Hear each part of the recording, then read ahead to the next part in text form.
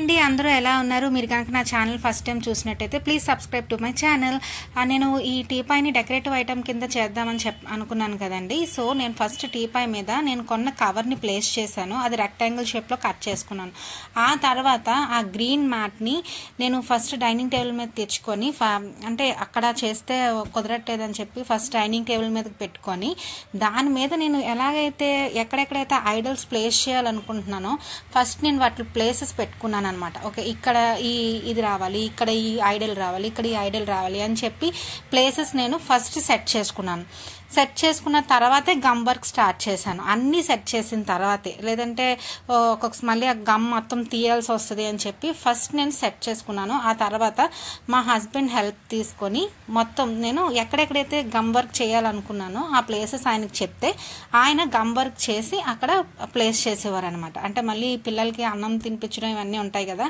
So నేను ఇంకా gum work చేయలేదు. ఆయన ఏమో సరే ఏదో ఒక సైన్స్ ప్రాజెక్ట్ అని తీసుకుందాంలే అని కామెడీ చేస్తూ గమ్ వర్క్ చేశారు. ఫస్ట్ నేను రాధాకృష్ణుల ఫోటో ఎక్కడైతే ప్లేస్ చేయాలనుకున్నానో అక్కడ గమ్ రాసి దాని మీద రాధాకృష్ణులు పెట్టాను.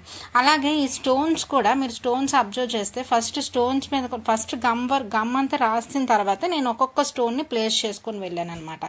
అన్నీ సింపుల్గా అయిపోయి, కానీ ఈ చిన్న చిన్న ఐడల్స్ ఉన్నాయండి, అస్సలు స్టిచ్ చేస్తే ఇలాగా అలా సైడ్కి పడిపోయేవి అనమాట. సో వీటి దగ్గర మాత్రం కొంచెం టఫ్ ఫేస్ చేసామని చెప్పాలి.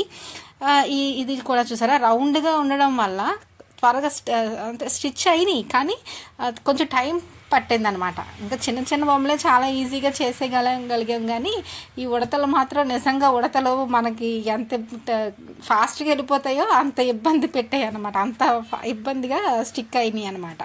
చాలా అవి స్టిక్ అయిన తర్వాత మాత్రం లుక్ చాలా బాగుంది. సో ఫస్ట్ అయితే ఎక్కడెక్కడైతే స్టిక్ చేయాలనుకున్నానో అక్కడ ఫస్ట్ నేను గమ్ రాసుకొని ఆ తర్వాత ఈ ఐడల్స్కి కూడా గమ్ రాసి, చిన్న చిన్నవి అనుకోండి డైరెక్ట్గా ఐడల్స్కే గమ్ రాసి ప్లేస్ చేసాం.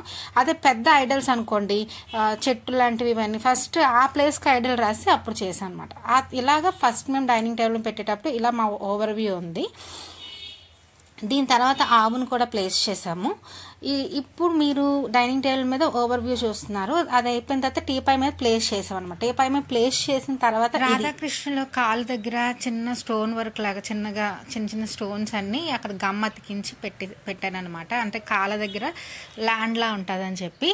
ఆ తర్వాత ఇక్కడ ఆవును పెట్టాము రాధాకృష్ణులకు ఆపోజిట్లో. చెట్టు చుట్టూ కూడా స్టోన్స్ పెట్టాను.